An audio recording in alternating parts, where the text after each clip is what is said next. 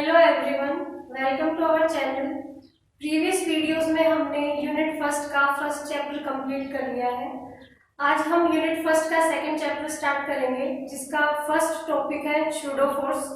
तो ये जो सूडो फोर्स होता है, इसको हम फिक्टिशियस फोर्स बोलते हैं, या फिर इसको हम इमेजिनरी फोर्स बोल सकते हैं, हम इसको फेक फोर्स भी बोल सकते हैं, इल्यूजनरी फोर्स भी बोल सकते हैं। तो बहुत से नाम है इसके, ठीक है। तो जैसा कि मैंने बोला, ये एक फेक फोर्स है। तो ऐसी क्या जरूरत पड़ गई कि हमने फेक फोर्स को यूज किया? इस fake force means pseudo force का कॉन्सेप्ट आया कहाँ से, ठीक है। तो हम सबसे पहले ये देखेंगे। तो एक बार क्या होता है कि जो न्यूटन्स लॉ ऑफ मोशन होते हैं, उनमें कहीं प्रॉब्लम स्टार्ट हो जाती है, और उन प्रॉब्लम्स का सॉल्यूशन करने के लिए सूडो फोर्स का बर्थ होता है, ठीक है। तो कैसे क्या होता है कि जो न्यूटन्स लॉ ऑफ मोशन होते हैं,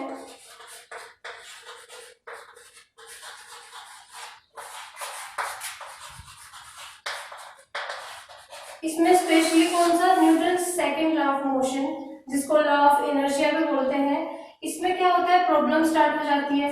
प्रॉब्लम स्टार्ट क्या हो जाती है कि इसमें हमने देखा है कि जो Newton second law of motion है, ये ऑब्जर्वर पर डिपेंड करने लग जाता है।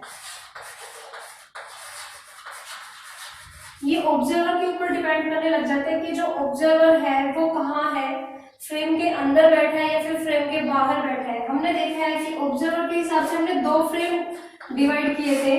एक को हमने बोला था नॉन इनर्शियल फ्रेम, और एक को हमने बोला था इनर्शियल फ्रेम, जो हम प्रीवियस वीडियोस में पढ़ चुके हैं। तो ऑब्जर्वर के लिए हमने दो फ्रेम डिफाइन किए थे, ठीक है। इसमें क्या होता है, एक फ्रेम होता है जिसमें हमने पढ़ा था एक्सेलरेशन 0 होता है, ठीक है। अगर एक्सेलरेशन 0 होगा, यानी कि कोई भी एक्सेलरेशन नहीं होगा उस बॉडी का या फिर उस ऑब्जेक्ट का, तो उसकी जो वेलोसिटी है वो कैसी रहेगी, कांस्टेंट रहेगी। कांस्टेंट वेलोसिटी से वो मोशन करेगी, ठीक है। तो इस टाइप का, या तो वो जो एक्सेलरेशन 0 होगा वो या तो किसी ऑब्जेक्ट का एक्सेलरेशन होगा या फिर वो किसी ऑब्जर्वर का एक्सेलरेशन होगा। अगर वो 0 है और उसकी वेलोसिटी कांस्टेंट है, तो इस टाइप के जो फ्रेम होगी उसको हम बोलेंगे इनर्शियल फ्रेम।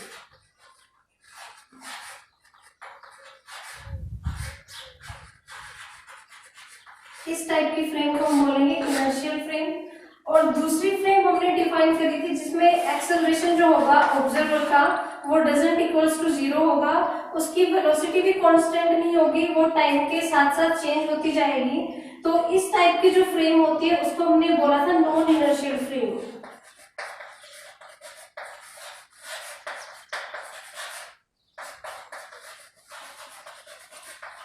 ठीक है। तो हमने बोला कि जो न्यूटन्स लॉ ऑफ मोशन है, स्पेशली न्यूटन का जो सेकंड लॉ है, उसमें क्या होता है कि प्रॉब्लम्स स्टार्ट हो जाती है। उन प्रॉब्लम्स का सॉल्यूशन करने के लिए सूडो फोर्स का बर्थ होता है, ठीक है। तो इसमें प्रॉब्लम्स कैसे स्टार्ट होती है, हमने कहा कि ऑब्जर्वर के ऊपर डिपेंड करने लग गया था ये लोग। ये मतलब कि ऐसे होता था कि जो ऑब्जर्वर है वो फ्रेम के अंदर बैठा है या फिर फ्रेम के बाहर बैठा है।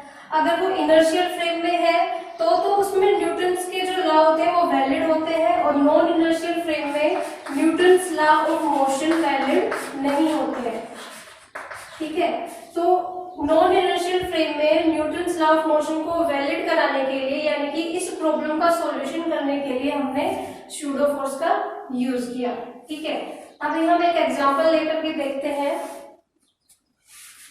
पहले तो हम ये देखेंगे कि हमें पता है कि जब भी हम कोई फ्रेम लेते हैं तो हम उसमें ऑब्जर्वर को या तो फ्रेम के अंदर बैठाते हैं या फिर उस फ्रेम के बाहर बैठाते हैं। तो फ्रेम के अंदर होगा तो वो इनर्शियल फ्रेम है या फिर नॉन इनर्शियल फ्रेम है, वो तो हम उसका एक्सेलरेशन देखकर हम उसको डिफाइन कर सकते हैं। अगर जो ऑब्जर्वर है वो फ्रेम के बाहर बैठा होगा, तो बाहर कहाँ होगा, वो ग्राउंड पे होगा। जब भी कोई न्यूमेरिकल्स का हम सॉल्यूशन निकालेंगे, उनको सोल्व करेंगे, तो जब ऑब्जर्वर फ्रेम के बाहर बैठा होगा तो वो ग्राउंड पे बैठा होगा, ठीक है। ग्राउंड पे बैठा है मीन्स वो अर्थ के ऊपर बैठा है ऑब्जर्वर, और वहां से किसी ऑब्जेक्ट को या फिर उस फ्रेम को ऑब्जर्व कर रहा है। तो ग्राउंड मीन्स अर्थ पर बैठा हुआ है।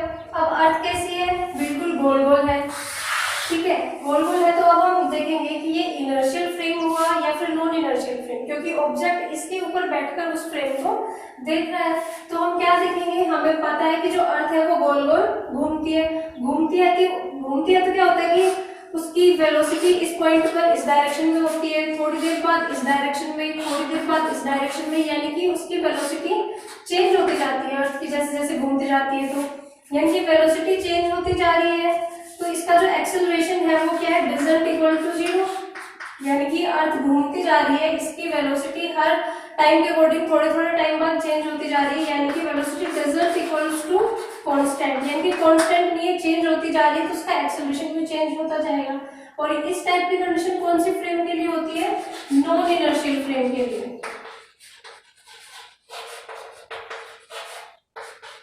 ठीक है, नॉन इनर्शियल फ्रेम के लिए। तो हम अर्थ को क्या बोलेंगे, अर्थ कैसा फ्रेम हो गया, जब भी कोई ऑब्जर्वर अर्थ के ऊपर खड़ा होकर किसी फ्रेम को रीड करेगा, उसको देखेगा, तो हम क्या बोलेंगे कि ऑब्जेक्ट जो ऑब्जर्वर है वो कहाँ खड़ा है, नॉन इनर्शियल फ्रेम में। ठीक है, लेकिन हम ये भी जानते हैं कि जो अर्थ के घूमने की जो स्पीड है, इसके घूमने की जो स्पीड है वो बहुत ही धीरे है, ओमेगा टेंड्स टू 0, यानी कि बहुत धीरे स्पीड से घूमती है अर्थ, इतना धीरे घूमती है, तो हम इसका एक्सेलरेशन लगभग क्या मान लेते हैं कि 0 के इक्वल होता है। बहुत धीरे स्पीड से घूमती है तो हम इसका एक्सेलरेशन 0 मान लेते हैं। एक्सेलरेशन 0 मान लेंगे तो इसकी वेलोसिटी क्या हो जाएगी, कांस्टेंट हो जाएगी। और ये वाली कंडीशन किस फ्रेम के लिए होती है, इनर्शियल फ्रेम के लिए।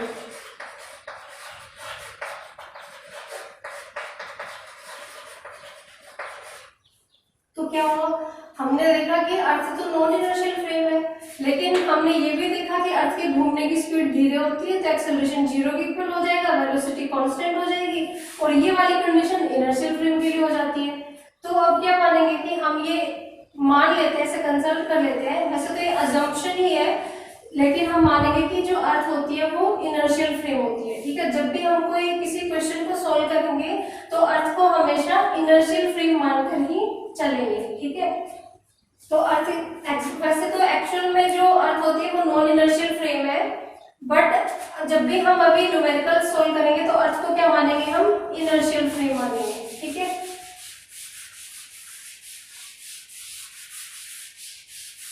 अभी हम एक एग्जांपल लेते हैं। ये लिफ्ट है, ठीक है, इस लिफ्ट में मास m लटका हुआ है। ठीक है, ये एक स्ट्रिंग से लटका हुआ है m मास, और ये लिफ्ट है, ये ऊपर की ओर जा रही है, a एक्सेलरेशन से ऊपर की ओर जा रही है। ठीक है, अब हम मान लेते हैं कि एक ऑब्जर्वर है, वो इस लिफ्ट को देख रहा है और इस मास m को ऑब्जर्व कर रहा है। ठीक है, तो ये जो ऑब्जर्वर है ये हमने मान लिया, ये कहाँ खड़ा है, ग्राउंड पे खड़ा है, मींस अर्थ पे खड़ा है, और अर्थ को हमने कैसा फ्रेम माना है, इनर्शियल फ्रेम। ठीक है, जो ऑब्जर्वर है वो इनर्शियल फ्रेम में खड़ा है। तो जैसे जैसे ये लिफ्ट ऊपर की ओर जा रही है, ये ऑब्जर्वर इस लिफ्ट को देख रहा है, तो क्या देख रहा है कि ये जो m मास है, ठीक है, ये लिफ्ट के साथ ऊपर जा रहा है। अब इस मास पर जो फोर्स लगेगा, नेट फोर्स देखेंगे हम, इस स्ट्रिंग में जो टेंशन आएगा T, वो ऊपर की ओर लगेगा, इस पर नीचे जो फोर्स लगेगा वो मास ग्रेविटेशनल फोर्स की वजह से इसके ऊपर फोर्स लगेगा नीचे की ओर, वो क्या होगा, mg। तो अब इसका जो टोटल नेट फोर्स निकालेंगे, नेट फोर्स कैसे निकालते हैं, हमें पता है नेट फोर्स इक्वल्स टू क्या होता है, मास इनटू एक्सेलरेशन। ठीक है, तो नेट फोर्स कौन सी डायरेक्शन में होगा, लिफ्ट की जो डायरेक्शन है, लिफ्ट का एक्सेलरेशन क्या हो गया, ऊपर की ओर है। ठीक है, तो इसका जो नेट फोर्स है वो कहाँ होगा, ऊपर की ओर होगा। तो ये कैसे निकालेंगे, नेट फोर्स इक्वल्स टू क्या हो जाएगा, T माइनस mg। ऊपर की ओर लिफ्ट मोशन कर रही है, ग्रेविटेशनल फोर्स इसमें नीचे की ओर लग रहा है, तो नेट फोर्स कैसे निकालेंगे हम, T माइनस mg, और वो किसके इक्वल आ जाएगा, मास इनटू एक्सेलरेशन के इक्वल आ जाएगा। तो इस इक्वेशन को सोल्व करने के बाद मिलता है T equals to mg plus ma। ठीक है, ये इक्वेशन नंबर फर्स्ट बन जाती है। कब हमने देखा कि जब ऑब्जर्वर इस फ्रेम से बाहर है, इस फ्रेम से बाहर है, तो ये कैसी फ्रेम हो गई, ये इनर्शियल फ्रेम है। ठीक है, ये कौन सी फ्रेम हो गई, इनर्शियल फ्रेम। क्यों, क्योंकि इसमें ऑब्जर्वर है वो भी इनर्शियल फ्रेम में रखा हुआ है। ठीक है, तो ये टोटल क्या हो गया, हमने देखा ये इनर्शियल फ्रेम का एग्जाम्पल हो गया। अब हम इसके लिए तो हमारी इक्वेशन बन गई T equals to mg plus ma। ये तो ऑब्जेक्ट इनर्शियल फ्रेम में था, मींस ग्राउंड पर था, अर्थ पर था, ठीक है। अब हम देखेंगे जब ये जो ऑब्जर्वर है ये नॉन इनर्शियल फ्रेम में होगा, मींस इस लिफ्ट के अंदर होगा। तो देखो हम मान लेते हैं कि ये एक लिफ्ट है और इस लिफ्ट में मास m लटका हुआ है, ठीक है, और ये लिफ्ट ऊपर की ओर मोशन कर रही है, तो इसका एक्सेलरेशन भी ऊपर की ओर लगेगा। अब पहले जो ऑब्जर्वर बाहर था, लिफ्ट के बाहर था, अभी हमने उस ऑब्जर्वर को लिफ्ट के अंदर बैठा दिया है, ठीक है। अब ये ऑब्जर्वर लिफ्ट के अंदर है। अब जैसे लिफ्ट ऊपर की ओर जाएगी तो ये ऑब्जर्वर भी ऊपर की ओर मोशन करेगा, ऊपर की ओर जाएगा, ठीक है।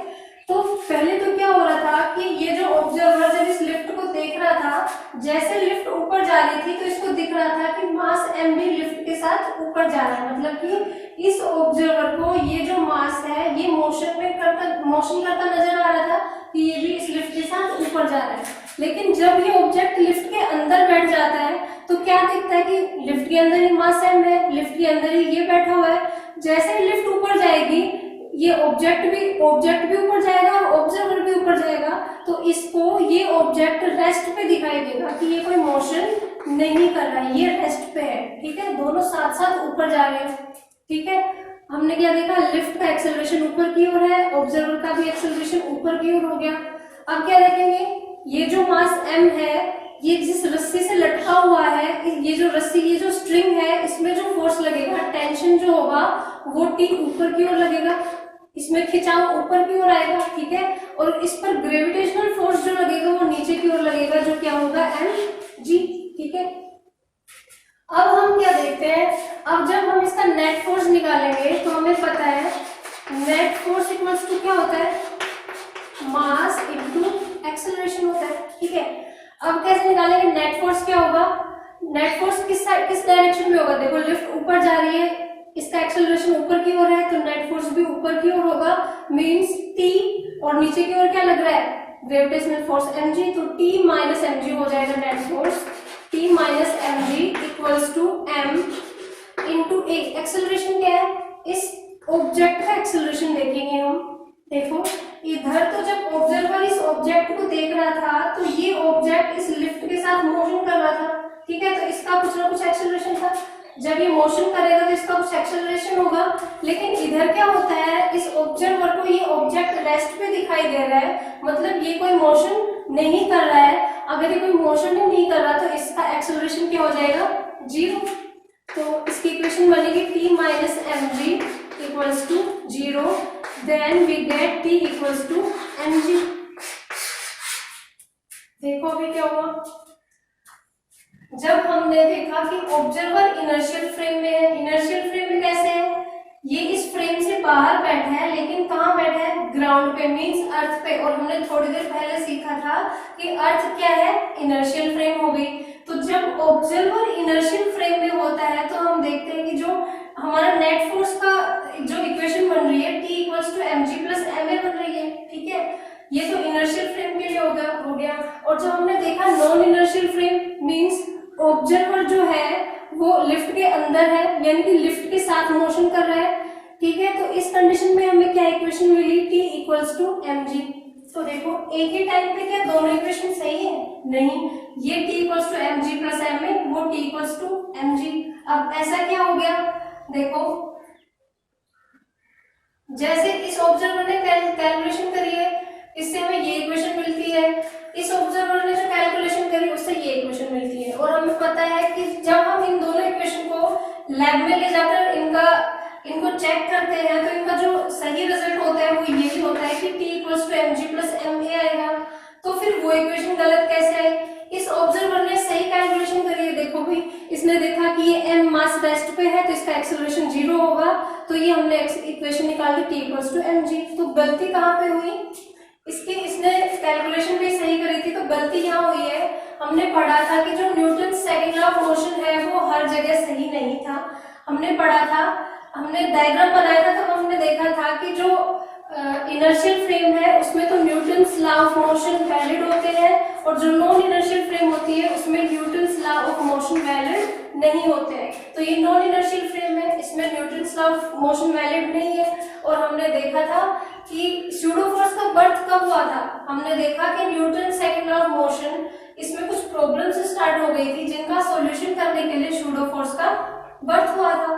तो ठीक है, अभी इस नॉन इनर्शियल फ्रेम में क्या हुआ है कि इसमें Newton second law of motion valid नहीं है, और उस Newton second law of motion को वैलिड कराने के लिए हमें किसका यूज करना पड़ेगा, स्यूडो फोर्स का।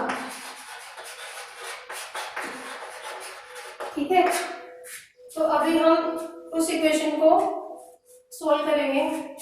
नॉन इनर्शियल फ्रेम में हम स्यूडो फोर्स लगाएंगे, तब हम देखेंगे कि हमारी वही इक्वेशन मिलेगी जो हमारी इनर्शियल फ्रेम में आएगी। ठीक है, पहले हम देख लेते हैं जो स्यूडो फोर्स होता है वो क्या होता है।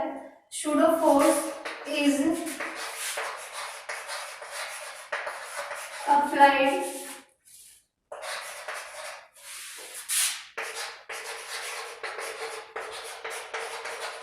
to valid Newton's law of motion in non-inertial frame।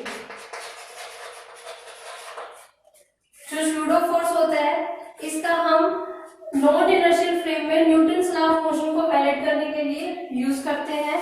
इसका जो फॉर्मूला होता है वो होता है Fp equals to minus ma। ठीक है, इधर जो a होता है ये एक्सेलरेशन होता है ऑब्जर्वर का,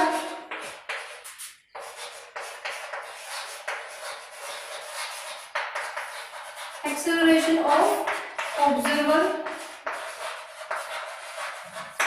ठीक है, जो m होता है ये मास होता है, ये किसका मास होता है, ऑब्जेक्ट का।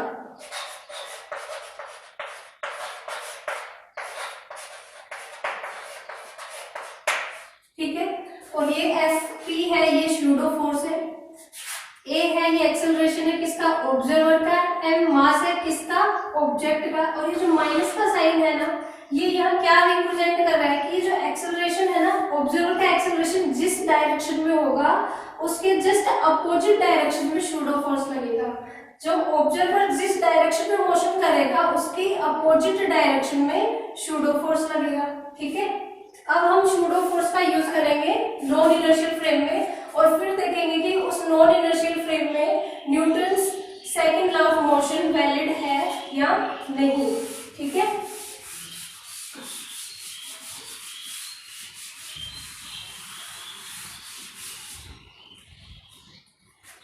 अब हम देखते हैं, ये लिफ्ट है, वही लिफ्ट है, वही नॉन इनर्शियल फ्रेम लेंगे, इसमें हम स्यूडो फोर्स को अप्लाई करेंगे, फिर देखेंगे कि ये इसमें Newton second law of motion valid होता है कि नहीं होता है। ठीक है, इसमें हमने देखा कि एक मास m एक स्ट्रिंग से लटका हुआ है। ठीक है, और ऑब्जर्वर को हमने इसके अंदर बैठा दिया था। ठीक है, और ये जो लिफ्ट है ये इक्वल ही डायरेक्शन में एक्सेलरेशन के साथ मोशन कर रही है, और अगर ये ऑब्जर्वर हमने देखा ये लिफ्ट के अंदर बैठा है तो ये भी इसी के साथ ऊपर की ओर मोशन करेगा, इस ऑब्जर्वर का एक्सेलरेशन भी ऊपर की ओर होगा। हमने देखा ये मास m इस स्ट्रिंग से लटका हुआ है तो इसमें भी टेंशन वाला फोर्स लगेगा, जो किस डायरेक्शन में लगेगा, ऊपर की ओर लगेगा।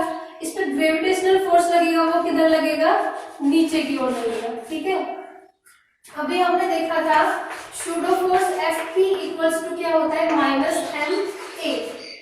a क्या था, एक्सेलरेशन था किसका, ऑब्जर्वर का। m मास है किसका, ऑब्जेक्ट का, और माइनस सिंबल रिप्रेजेंट कर रहा है कि ये ऑब्जर्वर की जिस साइड डायरेक्शन होगी एक्सेलरेशन की उसके अपोजिट डायरेक्शन में स्यूडो फोर्स लगेगा। तो देखो ये नॉन इनर्शियल फ्रेम है, इसमें जो ऑब्जर्वर है ये ऊपर की डायरेक्शन में इसका एक्सेलरेशन लग रहा है, तो इसके जस्ट अपोजिट डायरेक्शन में यानी कि नीचे की ओर इस ऑब्जेक्ट के ऊपर स्यूडो फोर्स लगेगा, यानी कि इधर नीचे लग रहा है ma। ठीक है, जब इसका नेट फोर्स निकालेंगे हम तो नेट फोर्स कौन से डायरेक्शन में होगा, देखो लिफ्ट ऊपर की ओर जा रही है तो इसका नेट फोर्स होगा T minus ma and mg। तो इसका निकल जाएगा net force T minus ma minus mg equal equals to mass into acceleration होता है, net force equals to mass into acceleration होता है। तो इधर नेट फोर्स क्या हो गया, टी ऊपर की साइड में फोर्स लग रहा है, एम ए और एम जी नीचे की डायरेक्शन में फोर्स लग रहे हैं, तो ये टी में से माइनस हो जाएंगे, T minus M A minus M G. ठीक है, अब देखेंगे ये जो एक्सेलरेशन होता है ये किसका होता है, ऑब्जेक्ट का होता है। जब लिफ्ट ऊपर की ओर जा रही है तो ऑब्जर्वर भी ऊपर जा रहा है, इसको ये मास भी रेस्ट पे दिख रहा है क्योंकि ये भी इनके साथ ऊपर जा रहा है, तो ये मास रेस्ट पे है। देखो हमने उधर यही पढ़ा था, ये मास रेस्ट पे है, तो इस ऑब्जर्वर को ये मास रेस्ट पे दिखेगा, तो इसका एक्सेलरेशन क्या होगा, 0। तो हमारी इक्वेशन बन जाएगी इक्वल्स टू 0, क्योंकि एक्सेलरेशन 0 हो गया। तो हम जब इनको दूसरी साइड लेके जाएंगे तो हमें मिलेगा M A plus M G. तो देखो स्ट्रिंग का जो टेंशन टी का जो हमें इक्वेशन मिली थी, जो इनर्शियल फ्रेम में मिली थी, वो भी यही थी कि T equals to M A plus M G. और नॉन इनर्शियल फ्रेम में जब हमने शूडो फोर्स नहीं लगाया था तब हमें T equals to m g मिल रही थी, जो हमने देखा था कि वो इक्वेशन गलत है। तो नॉन इनर्शियल फ्रेम में Newton second law of motion valid नहीं था, कब तक, जब तक उस पर शूडो फोर्स नहीं लगाया गया था। जब हमने इस नॉन इनर्शियल फ्रेम में इस ऑब्जेक्ट के ऊपर शूडो फोर्स लगाया तब इससे जो हमें स्ट्रिंग की इक्वेशन मिली वो वही मिली जो इनर्शियल फ्रेम में थी। तो इसमें क्या होता है कि Newton second law of motion non inertial frame में वैलिड हो जाता है। ठीक है, अभी हम इसका एक और एग्जांपल लेंगे, फिर इसको अच्छे से सीखते हैं शूडो फोर्स को, कि नॉन इनर्शियल फ्रेम में ये Newton second law of motion को कैसे वैलिड करवाता है।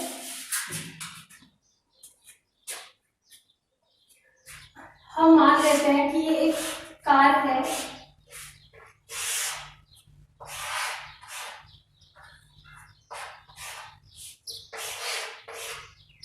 ठीक है, इसमें एक मास m स्ट्रिंग से लटका हुआ है।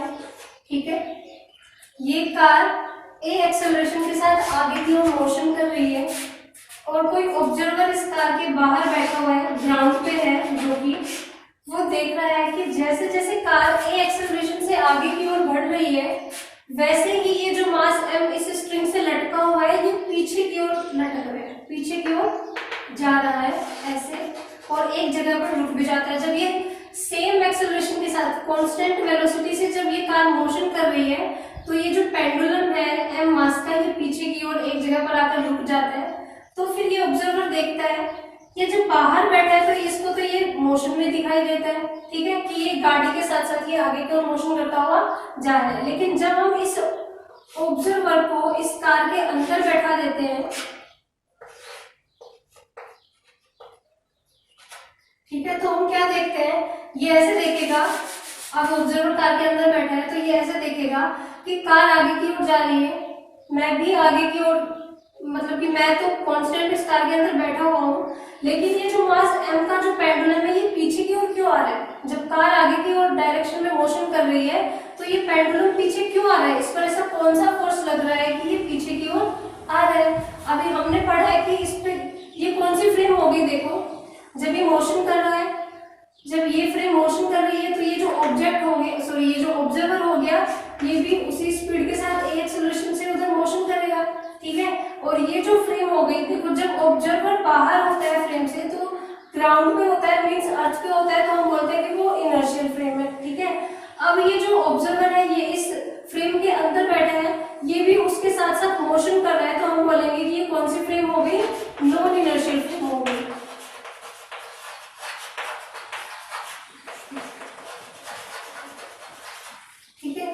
तो हम देखेंगे ये ऑब्जर्वर देख रहे हैं कि इस पेंडुलम पर ऐसा कौन सा फोर्स लग रहा है कि ये पीछे की ओर मोशन कर रहा है। आप ये सोचेंगे कि क्या पता कार के जो विंडोज है वो खुली हुई है और ये हवा के प्रेशर की वजह से पीछे की ओर मोशन कर रहा है, लेकिन नहीं, अगर हम उसकी सारी विंडोज, इसके सारे शीशे अगर बंद कर देंगे फिर भी ये जो m मास का पेंडुलम है ये पीछे की ओर मोशन करेगा। तो ऐसा क्यों होता है? वैसे हमने अभी सीखा है कि जब नॉन इनर्शियल फ्रेम होती है उसमें Newton second law of motion को वैलिड कराने के लिए हम उस पर क्या लगाते हैं, शूडो फोर्स। तो ये शूडो फोर्स लग रहा है इस पर, इस डायरेक्शन में, जिस वजह से ये पीछे की ओर मोशन कर रहा है, ठीक है। तो अब हम इसको सॉल्व करके देखते हैं। इसका फ्री बॉडी डायग्राम बनाते हैं एक बार। ये जो m मास है, ठीक है, ये एक स्ट्रिंग से लटका हुआ है और ये पीछे की ओर मोशन करेगा जब कार आगे चलेगी तब, ठीक है। थीटा एंगल के साथ इसकी जगह चेंज हो जाएगी और देखेंगे इस पर नीचे की ओर तो कौन सा फोर्स लगता है, ग्रेविटेशनल फोर्स लगता है, और इस स्ट्रिंग में कौन सा फोर्स लग रहा है, T टेंशन फोर्स लग रहा है, ठीक है। और इस डायरेक्शन में कौन सा फोर्स लगेगा हमें पता है, नॉन इनर्शियल फ्रेम में सूडो फोर्स लगता है, ठीक है। तो अब इसका फ्री बॉडी डायग्राम जब हम बनाएंगे तो देखो इस पर नीचे की ओर फोर्स लग रहा है mg, इधर फोर्स लग रहा है ma, ठीक है। और ये जो T है, टेंशन T, इसको जब हम कंपोनेंट में डिवाइड करेंगे तो इधर तो हो जाएगा, देखो इधर ये जो एंगल थीटा है इधर भी वही एंगल थीटा बनेगा। तो जब इस T को कंपोनेंट में डिवाइड करेंगे तो ये जो होगा इस एक्सिस पर तो T cos थीटा हो जाएगा और इस एक्सिस पर हमें मिलेगा T sin थीटा, ठीक है। तो ऊपर जो होगा वो होगा T cos थीटा और इस डायरेक्शन में क्या होगा, T sin थीटा, ठीक है। तो अब हम इसको सॉल्व करेंगे तो देखेंगे ये ऊपर वाला फोर्स इस नीचे वाले को बैलेंस कर रहा है, ये फोर्स एम ए इस टी साइन थीटा को बैलेंस कर रहा है। तो हमारे पास दो इक्वेशन बनेंगी, T cos theta equals to, T cos theta को कौन सा फोर्स बैलेंस कर रहा है, एम जी, तो इक्वल्स टू क्या आ जाएगा, एम जी, ये इक्वेशन 1 बन जाएगी। टी साइन थीटा को कौन सा फोर्स बैलेंस कर रहा है, M A, then T sine theta equals to M A, ये इक्वेशन नंबर 2 बन जाती है, ठीक है। हमें क्या निकालना है इसमें, ये जो एंगल थीटा बना है ये कितना है, कि सूडो फोर्स लग रहा है इस पे, इसकी वजह से ये पेंडुलम कितने एंगल पर पीछे की ओर जा रहा है, ठीक है। तो अब हम क्या करेंगे, इक्वेशन 2 को डिवाइड करेंगे इक्वेशन नंबर 1 से, तो हमें क्या मिलेगा, T sine theta upon T cos theta equals to M A upon M G. और हम देखेंगे टी से टी कैंसिल हो गया, इस एम से ये एम कैंसिल हो गया, sine theta upon cos theta क्या होता है, tan theta equals to a upon g. हमें क्या निकालना है, एंगल निकालना है कि किस एंगल से ये पेंडुलम पीछे की ओर चला गया, ठीक है। तो हम निकालेंगे थीटा इक्वल्स टू क्या हो जाएगा इधर, टेन इनवर्स ए अपॉन जी, ठीक है। इससे हम क्या देख रहे हैं, जैसे जैसे एक्सेलरेशन बढ़ेगा वैसे वैसे एंगल बढ़ता जाएगा, ठीक है। तो अभी देखिए ये एक्सेलरेशन यानी कि कार जितनी स्पीड से आगे जाती जाएगी उतनी ही स्पीड से ये पेंडुलम पीछे हो जाएगा, ठीक है। ये रिजल्ट निकला है अपना। ये तो हमने कब निकाला, जब ये जो ऑब्जर्वर था इस नॉन इनर्शियल फ्रेम के अंदर बैठा था। इसी क्वेश्चन को हम तब भी सोल्व कर सकते हैं जब ये फ्रेम कैसी हो, इनर्शियल, मतलब ये जो ऑब्जर्वर है ये फ्रेम के बाहर बैठा हो। तो हम उस कंडीशन में भी इसको सॉल्व करके देखेंगे कि क्या दोनों कंडीशन में हमारा सेम रिजल्ट आता है या फिर नहीं।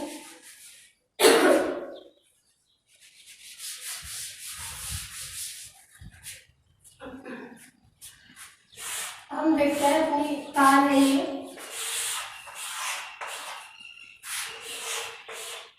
इसमें क्या था, एम मास का पेंडुलम लटका हुआ था, ए एक्सेलरेशन से आगे की ओर मोशन कर रही है, ठीक है।